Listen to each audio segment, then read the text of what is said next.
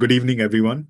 Thank you for joining us today on our inaugural first lecture for the season four of our webinar series, which is focused on uh, technical content for the most part, and it's at the cutting edge of composites, AI, and manufacturing. Our first lecture will be delivered by Dr. Stebner and is titled Towards Autonomous Discovery and Development of Materials and Their Manufacturing. This is co-produced by the AIMEFRC and the IDEAS NRT. So before we begin, I'll just talk a little bit about the two centers as well as introduce our guest speaker. So the mission of AIM-EFRC is to build an AI-enabled inverse design approach for fundamentally understanding and integrating material manufacturing and the design of advanced thermoplastic polymers. The IDEA's NSF NRT is a traineeship that focuses on training the next generation of STEM students to develop expertise across multiple disciplines, specializing in AI-enabled inverse design, advanced composites, and sustainable manufacturing. So season four focuses on technical talks by distinguished researchers at the cutting edge of composites, AI, and manufacturing. Our speaker for today is Professor Stebner, who works at the intersection of manufacturing, machine learning, materials, and mechanics at Georgia Tech.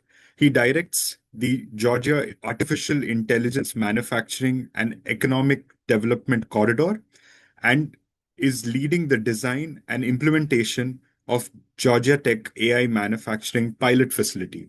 Previously, he was a Rovilson Associate Professor of Mechanical Engineering and Material Science at the Colorado School of Mines, a postdoctoral scholar at the Graduate Aerospace Laboratories of California Institute of Technology, a lecturer in the Siegel Design Institute at Northwestern University, a research scientist at Telezygology Inc., established manufacturing and Internet of Things technologies for shape memory alloys, secured latching devices, and then a research fellow at NASA Glenn Research Center developing smart material technologies for morphing aircraft structures, and finally, a mechanical engineer at the Electric Device Corporation in Canfield, Ohio, developing manufacturing and automation technologies for the circuit breaker industries. Before I hand it over to our speaker, I just wanted to acknowledge the funding for the two centers that are sponsoring this particular webinar series. So this webinar is brought to you by the Artificial Intelligent Manufacturing Paradigm, which is an EFRC or an Energy Frontier Research Center funded by the US Department of Energy, the Office of Sciences. This is the award number, and by the National Science Foundation Research Traineeship, specifically the inverse design training in advanced and sustainable composites under award so and so. We conduct these webinar series monthly, so please be on the lookout for our next webinar, which is by Professor Kamal Chaudhry, and that's on February 2nd. And with that, I think I'll hand it over to Dr. Stebner. Thank you so much for this. Great.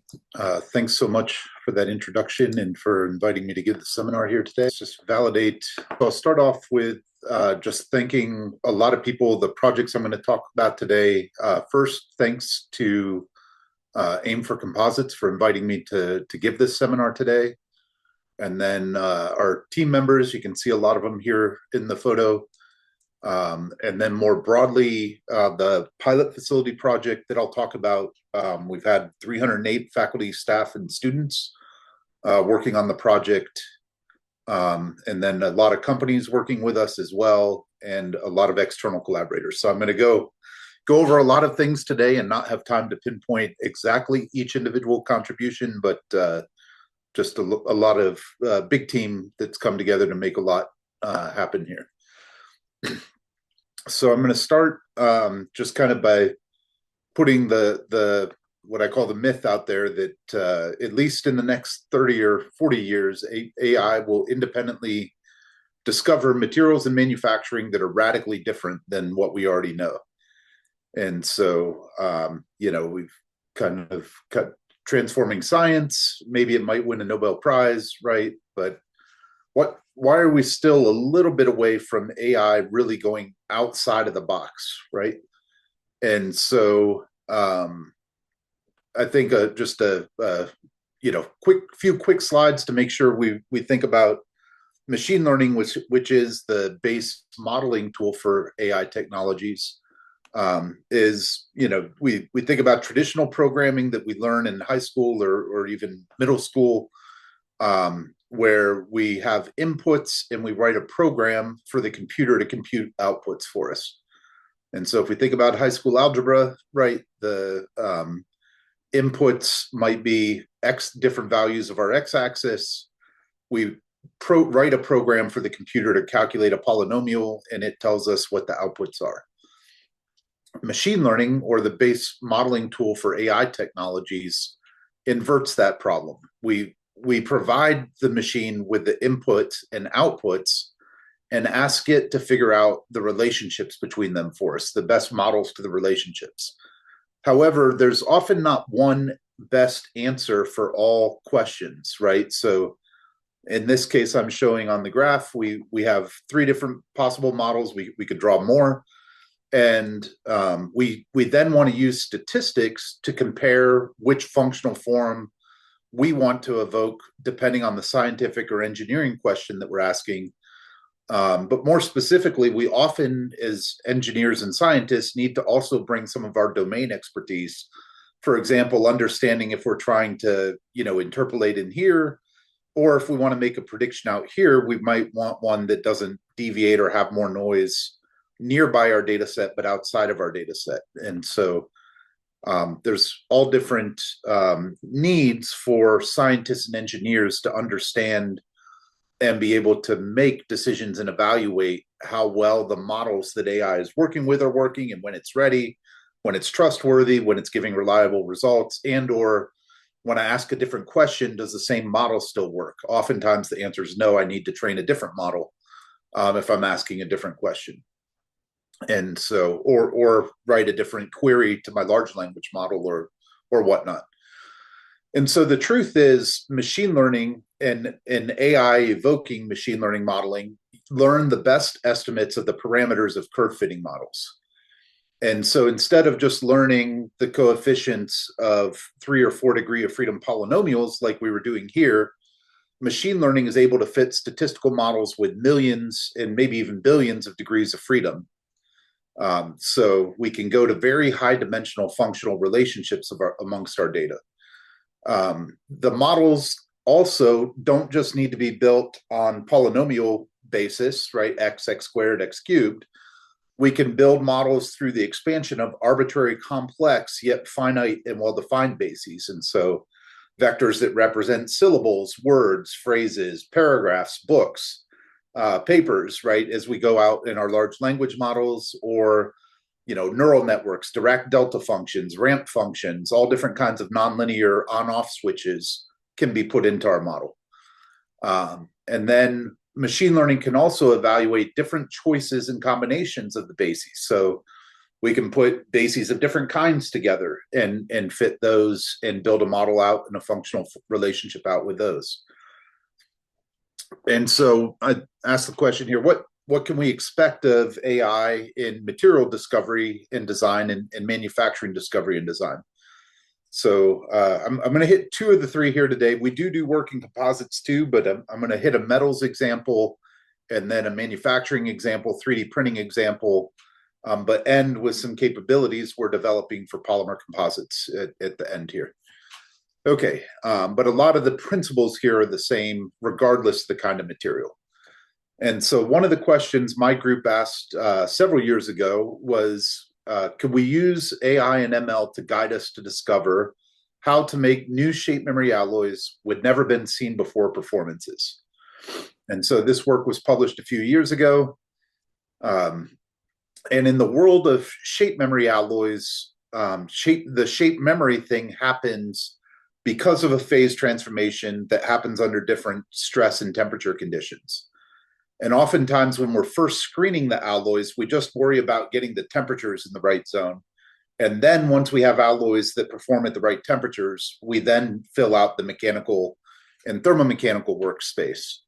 And so we think about the mean transformation temperature for the phase transformation, but then very few, if any, of the phase transformations in these materials are perfectly reversible. That there's always some energy loss due to defects in the materials or secondary phases, etc. So we also want to think about the hysteresis over which the transformation happens, or that loss. And so for an application, we really have to have the combination of the mean and the hysteresis fall within our design targets.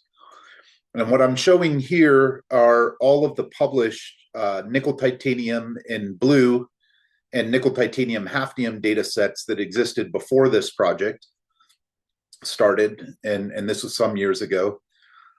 We measure polymer world. You guys know differential scanning calorimetry better than metallurgists do usually. So we use differential scanning calorimetry to observe these phase transformations in the heating and the cooling directions. And when I define hysteresis here, we're actually talking about the total range over which you need to span for an application to work.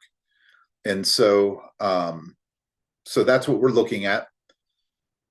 And I mentioned the reversible phase transformations. Here we're actually watching cubic to monoclinic crystal structure changes as a function of, these are the phase transformations that underpin those alloys we were looking at on the previous page. And so these transformations also have a lot of complexity to them. In fact, the reversibility might not be the same for different loading modes. And that's because fundamentally there's a lot of anisotropy, like composite materials, right? So we get a lot more tension along one axis of the crystal structure change than we do compression on the one that experiences the largest compression. And then shear is relatively uniform in this phase transformation. And furthermore, the hysteresis also gets governed by how well the two phases can fit together at their phase boundary. So the coherency of the interface, or you can think about it as the interface of the phases. And so what happens in these metals is when the two crystal structures can't share a plane of atoms without any deformation or distortion, oftentimes we get dislocations on those interfaces, or even more remarkably, the low symmetry phase will start to twin so that the spacing of the twin planes fits with the spacing of the lattice of the parent phase. And then we get literally these interphase layers, not unlike composites at all, or elastic transition layers at those interfaces. And so we have a lot of math that can tell us all of these relationships given the lattice parameters using continuum mechanics and jump conditions. But the answer is, in reality, we tend to get like all of these at the same time. So we get twins, we get dislocations, we get periodicity, and these, even not even considering other secondary phases yet, other than the parent and the child phase we want for shape memory. It's pretty complicated. And so here's a few examples. This one on the left is the most perfect shape memory alloy known to date, most perfectly reversible. And so when it's colored, it's in the martensite phase, and you'll see all the different what we call variants. And then when it goes all to one color, that's the polished parent phase. And so we're using an optical contrast technique here. Professor James' group at Minnesota is where when it tints, it turns different colors. And when it's really reversible, you can get all different mixtures of the low symmetry microstructure that satisfy these conditions. However, this material also, other than in nanoscale forms, has never been shown to cycle more than 100 or 200 times. So even though it's really reversible from a crystallographic perspective, the material is not strong enough to withstand continued cycling, which is kind of, we still don't really understand why. In nickel titanium alloys, which are pretty successful, like I'm showing in the middle here, this is a single crystal, and then I'll start this one too as a polycrystal. What ends up happening is we push defects around as we go through the phase transformation, and here you see different grains popping in at different times. Over here, you see the transformation font moving through, and then it's going to come back as the material is unloaded. And unlike the one on the left, where you get a different structure every time, as you cycle these materials, you get the same microstructure every time. We create what we call microstructure parking lots out of the defects in the material that encourage it to come in and out the same way.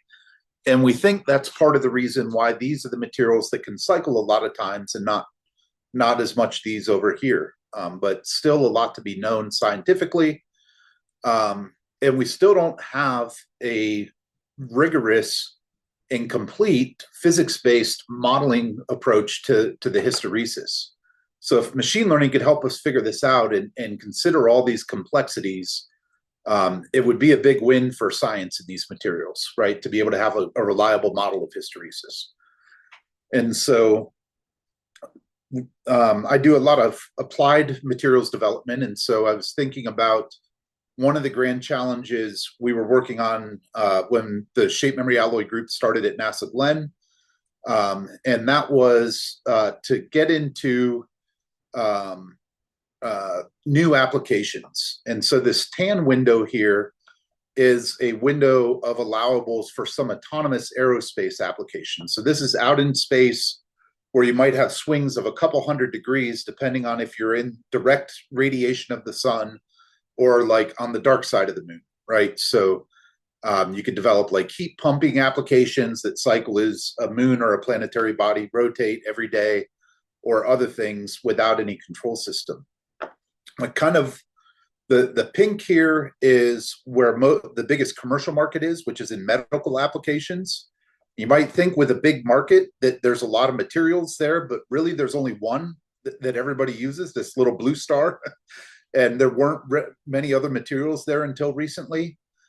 But the one that's most interesting for commercial aircraft is this purple triangle, which is the temperature combinations that would allow you to have a commercial aircraft that changed the shape of its wing from being on the tarmac to being at 35,000 feet of altitude and back down, or changed the shape of its nacelle of its jet engine or whatnot without needing any active control. And so you can see we're a pretty long way away from those temperatures with the known alloys that are also known to last a lot of cycles. And so we call that a Pareto front in data science. And in full transparency, we'd been working on some nickel ti-half alloys for these two, the medical and trying to get here for a couple of years. So we had some new data points we also added to the training set in these diamonds that were in our lab but not published yet. And we're going to use those for training and then try to predict new alloys that get us even closer to here and see, can AI get us into this purple triangle, was our goal. And we broadened it a little bit and also looked for some things closer by in new medical application space that were interesting too. And so one thing about how well AI will work for you in general is its performance will depend on how well we can formulate the data for the problem. And so, this is an example of all the data we tried to look at about the material. And so not just the percentage of nickel, titanium, and hafnium, but also the composite atomic number, periodic table row. A lot of this stuff comes out of Chris Wolverton's group from number 1 through 30. And then we also added a lot of the processing data, as well as whether the temperatures were characterized under stress or not, and what the applied stress was. So differential scanning calorimetry, or we were doing thermomechanical characterization, because that can actually change the interpretation of the temperatures too. So we tried to be pretty specific. We went and trained the models. We evaluated several different kinds of machine learning algorithms, ended up on Gaussian process models working as well as any others that we tried. And the left column here, the top row is the mean temperature, bottom row is hysteresis. The left column is if we only use the composition variables, so variables 1 through 33. The middle is if we only use the processing variables, so 34 through 46. And then the right is if we use all that data at the same time. And you can see the models do better with all the data at the same time. Mean temperature is actually performing pretty well on our parity plot here, and we have a nice, Gaussian residual, pretty narrow, sharp. But the hysteresis is not really working well yet at all. It's kind of not a lot of trends yet coming out, really wide distribution of residuals out to almost 100% in the tails. And then, we're also want to consider this is on a scale of 0 to 900, and this is 0 to 250. So it's really kind of amplified. And so hysteresis is challenging to model even for machine learning and AI is kind of the takeaway there. And so we weren't very satisfied with that, weren't quite ready to trust the machine learning to make new predictions that we wanted to spend the time and money to make. And we thought about this question of, could we pose the data set any better for the machine learning? And one of the things we know, a lot of that process data were heat treatment times and temperatures to either do things like stress relief or precipitate strength in the material with nanoprecipitates like we see in these micrographs, or other reasons. And when we heat treat materials, we're essentially causing a phase transformation. So we can revert to the classic kinetics models of phase transformations, JMAC growth kinetics. And we know it at some mean temperature, right? If we're too low, we won't have any effect. If we're too high, we saturate and there's no further benefit. So we can use a sigmoid function there. And in regard to time, when we first hit the temperature for the transformation, it's going to happen fast and then decay exponentially.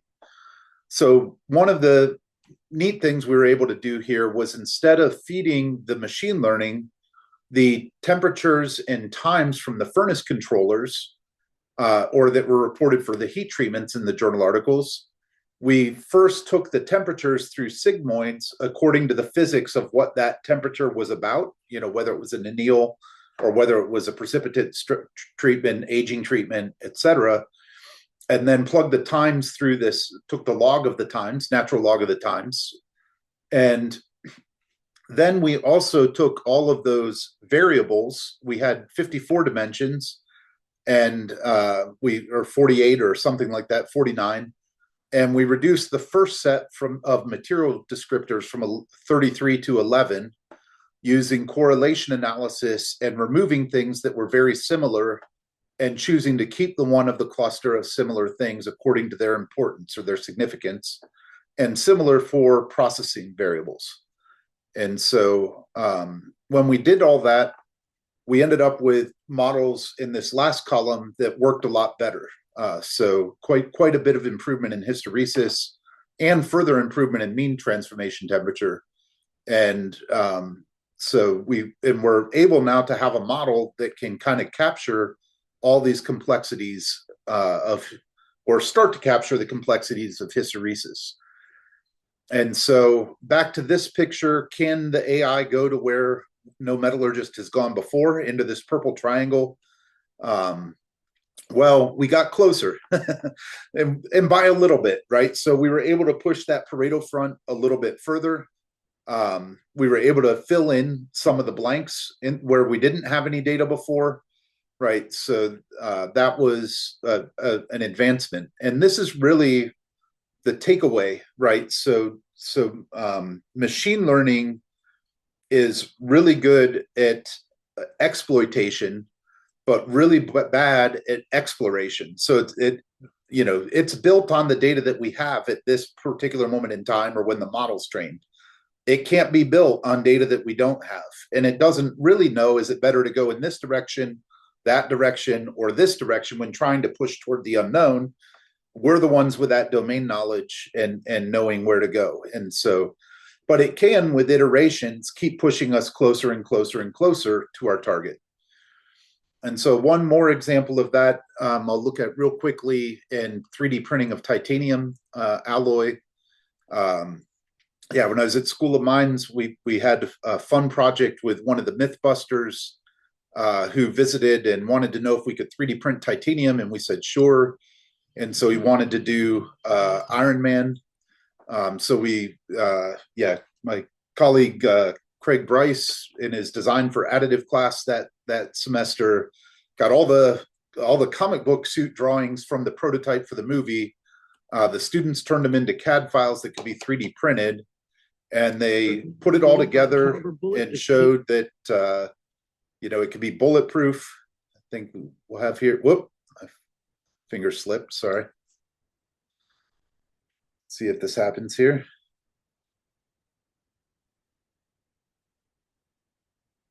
So they'd already shot it with 2 other bullets at this point of other caliber ammunition. Let's see. All right. So resisted the bullets and blast proof. Now let's see here.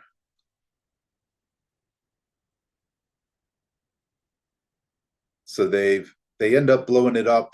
I think I have the wrong version of my videos here. Oh, and proving that the discs behind the armor survive. And then they also flew the Iron Man suit. And actually over half the episode is about the Mythbuster, Adam Savage, trying to fly it by himself and not being able to. So he finally lets the professional do it for the big shots. All right. And so we have the ability to 3D print titanium to evoke superhuman powers, but can AI tell us how to print it using a more powerful machine? And so at this time we had a consortium of companies, and most of the work on 3D printing titanium up to 2015 had been done in machines that had 200-watt lasers or lower powered lasers. 400-watt lasers were just starting to come out, but 3D Systems in like 2016-17 launched a new powder bed fusion system that had a 500-watt laser. And so the question was, could we start with the parameters and the models of the structure property relations that we knew from all this previous data and develop parameters here more quickly than we could if we were just starting blind on a new machine without any prior knowledge? And so I'm going to gloss over some of the details, but the answer is we could, but it trailed off as you went further into the unknown. So here the black points are kind of, you can think about them as increasing laser power up to the boundary, and then the red are starting to print with higher powers than were in the training data set. And hardness was not that difficult to maintain. For Ti-6-4, you want it to be medium hardness. If you get too hard, you're too brittle and you don't have enough ductility. And then, of course, if you're too soft, you don't have enough strength. So you want it to be in this middle. It's actually a composite material made out of 2 different crystal structures, one that gives it ductility, the other that gives it strength. We call it the alpha beta structure. But density, from the process parameters, 3D printing was a little bit harder once we started to go to new powers. And you can see it kind of tail off in general as we went further and further away from the training set.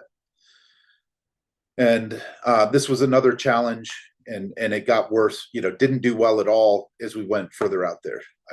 And so one of the reasons why, when we look at the training set and the density data, most of the data we had to train on was from very dense parts. So very few of us published what didn't work or where we got really bad materials made. And there were very few data points down here. So it gets harder for machine learning to tell you what not to do if you don't have any data there. And we ended up with really low densities at points. And so now knowing that we need, machine learning and AI with iteration can push us into new frontiers, but can't always take one giant step for AI, right? And we also need data for it to be able to go there. We've turned our attention in my group and in this AI manufacturing pilot facility project to develop AI that can request, plan, and execute the creation of new data, and also a test bed for us to figure out how that AI breaks and how to fix it and how to make it better. And so this pilot facility project I've been leading here for the last 5 years, we've been working, we want it to be a test bed not only for the AI, but also for all the other technologies that need to mature to enable the AI to be able to be deployed and safe and robust and all those things. And so, yeah, it started as what was called the Advanced Manufacturing Pilot Facility, as a 20,000 square foot high bay that opened in 2017. And it was really focused on discrete manufacturing and scale up manufacturing research. I'm going to skip through here. It's in a cool building, our student competition center, where all the student vehicle teams are in there. The original high bay was this blue part, and now we've added on all this part of the building as well as some over here. And then as soon as we move in over here, which is in the next few weeks, the project's just kind of coming to a conclusion, which is pretty exciting, or being ready to use. Our colleagues in materials science here have also raised money for a new battery technology center, battery pilots for scale up manufacturing research for batteries, that will go in here, which has been our temporary office space while this has been built. So all of that's happening. Yep. So I apologize, I didn't update these. We're actually moving in February 9th, starting February 9th. So next week. And then our public opening is going to be in April of 2026. So we'll have some technical symposia, some open houses. But the new facility has human space up top. So we have 10,000 square feet of office and meeting space. And then we have about 45,000 square feet of lab space in the main part. And then there's some add-on labs outside of what you see here as well. That's all been designed for humans to be able to walk up and still do one-offs or manual experiments on any piece of equipment, but also complemented with automated material handling system and robotics that can perform programmable autonomous research workflows. And so the facility has 15 different self-driving labs and areas, plus we can host up to 200-person workshops and meetings, as well as some extended reality research space there. And so I'll kind of go through here for this audience. Probably the most interesting is we have a lab for resin slurry synthesis and recycling down here. As well as this enclosed area is all entirely for powder-based polymer ceramic composite manufacturing. And then we have resin-based composite and ceramic manufacturing and polymer manufacturing, cutting, sectioning, samples up, heat treatment, pyrolysis, thermomechanical processing. So you can see the areas as we fill this out. Also, in the spirit of that human robot cooperation and dual access, we actually made what we call AMR drive-through windows, or autonomous mobile robot drive-through windows, for the robots that work in each area to pass things back and forth to each other, so they aren't trying to go through the human door systems. And so, yeah, and so we have a whole mixture of different kinds of material handling, ranging from, built for purpose, traditional like cylinder motor, move things on a rail, to these mobile robotic scientists inspired a lot by Professor Cooper and his mobile robotic chemist, where you have an AMR with an integrated cobot and it learns to work in certain areas. Ours are shown here getting debugged at another facility while ours was being built. And so ours are learning different areas. And then we have some tethered ones as well. Shown here is automatic build plate resurfacing for metal 3D printing. So the mobile robot could drive up, or we have some larger AMRs that just drive pallets around and pull up to different stations where bigger robotic engineers handle the work pieces and interact with the traffic management systems. And then we have a consortium with companies, over 40 companies. The member companies get a week of time at the facility with their membership, and they use it different ways. So some of them use it to demo their equipment or the integration of their equipment. Others, the whole facility is a user facility. So people from other universities, national labs, and companies can come use it, can propose projects and deploy workflows. So all different ways to use the facility. And the big challenge we want to address long term, from the 2019 Frontiers in Materials Research National Academy study, challenge that by 2030, the US needed to go from our traditional linear iteration from discovering a new material to deploying it to what it called continuous feedback development cycles, where we work on all these stages at the same time and bring the cost and time down. That, of course, means we want to have knowledge of and model many more degrees of freedom at the same time, which makes AI and machine learning a good fit. I call it parallel design of these stages. And so from our traditional hierarchical materials modeling perspective, where we used to think about going, from atoms or subatomic scales up to meters and building bridges or embedding one within the other, embedded domain methods to do this, we now think about our AI as our partner to make these models. And we think about anything that creates a piece of data, whether it's a simulation, a machine learning model, or an experiment, is a node in a larger graph of all the possible data sources we might want to draw upon over the scale of discovery to deployment research. So from discovering the material to getting it deployed in industry. And then when we ask different research questions in the stage of that larger research challenge of discovering and deploying a new material, we need a different connection of edges or a different map on the graph for each one of those questions. And so a lot of what my group and collaborators are working on now is, can we get to the point where, if the burden to use this facility and deploy one of these workflows to create this data set is that a user has to know each of the machines, how to program it, how to use it, right? Where it's, going to continue to be only accessible to really highly specialized users in a really slow pace of discovery.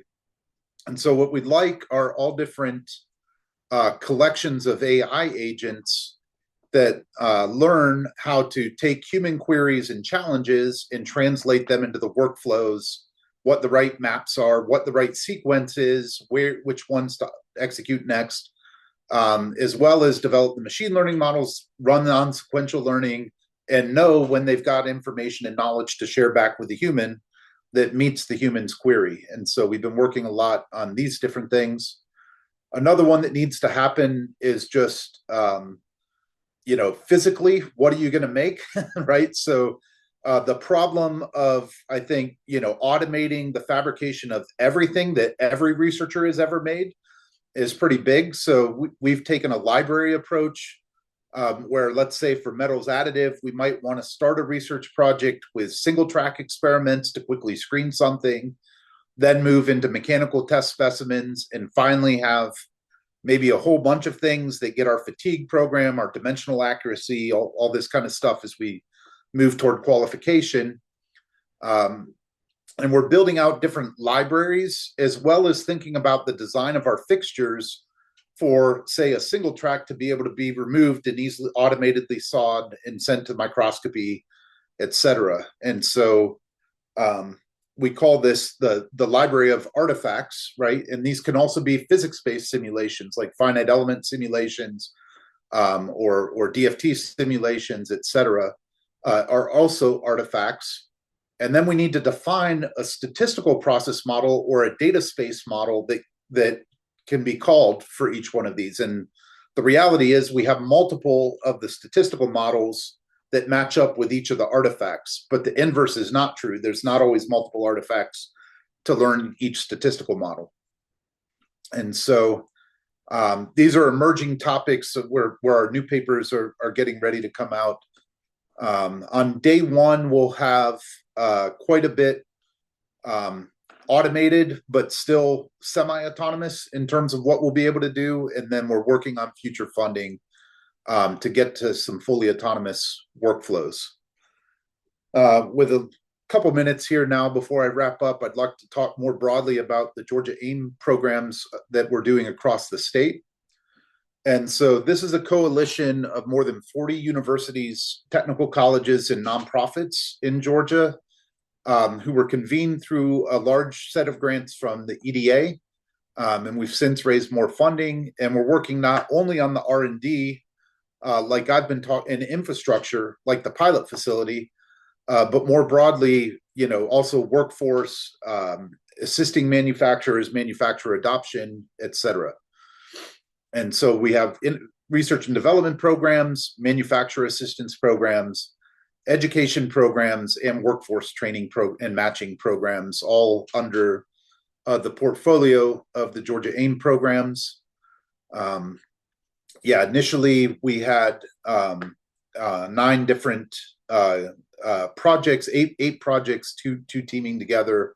One of them, so 9 different grants to these 8 projects, and they spanned, developing talent and innovation for AI in manufacturing to deploying talent and innovation to AI in manufacturing.